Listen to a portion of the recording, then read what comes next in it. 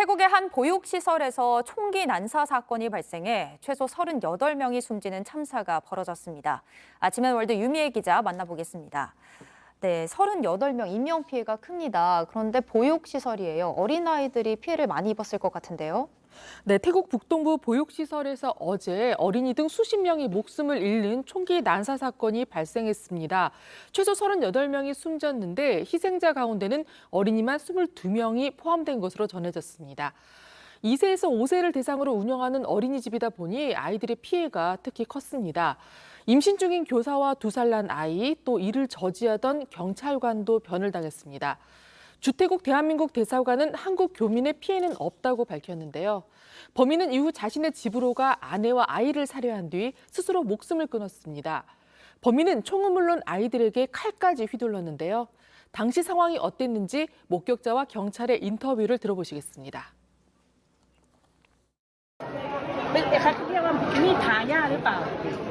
ไปดูจากอุทยานแล้วนะครับปรากฏว่าคนร้ายนะครับซึ่งเขาพยายามที่จะบุกเข้าไปนะครับ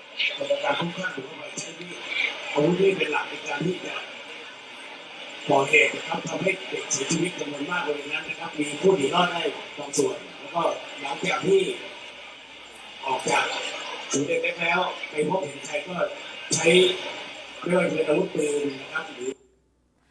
네, 정말 끔찍합니다. 근데 이 범인 도대체 누굽니까? 왜 그런 겁니까?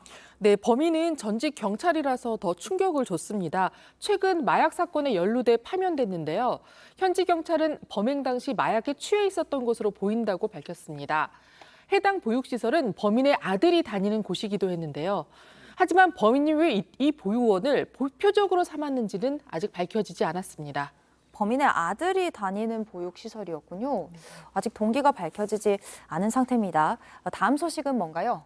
네, 또 좀 암울한 소식입니다. 내년에는 세계 경제가 좀 나아지나 했더니 더 나빠질 것 같습니다. 국제통화기금 IMF 총재가 내년도 세계 경제 성장률 예측치를 기존의 2.9%에서 더 하향 조정한다고 합니다.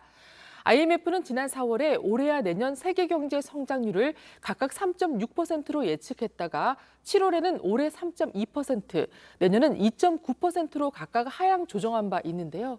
여기서 추가로 더 내립니다. 성장률을 내리는 배경을 이렇게 설명했습니다. 잠시 들어보시겠습니다. First, COVID, then Russia's invasion of Ukraine, and climate disasters on all continents. Their combined impact is driving a global surge in prices, especially on food and energy, causing a cost of living crisis. And dealing with them is made harder by geopolitical fragmentation. 네, IMF 총재는 그러나 구체적인 예측치는 공개하지 않았습니다. 공식 수치는 다음 주에 발표할 예정입니다. 예, 지금도 어려운 세계 경제가 내년에는 더 어려워진다고 하니까 좀 막막합니다. 마지막 소식도 전해주시죠.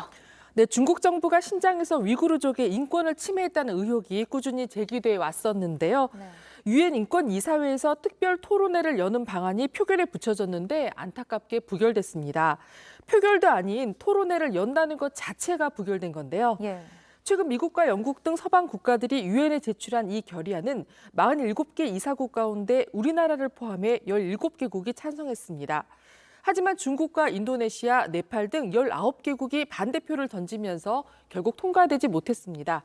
지난 8월 말에 유엔 인권대표사무소는 중국이 위구르족의 인권을 탄압해왔다는 보고서를 공식 발표했었는데요.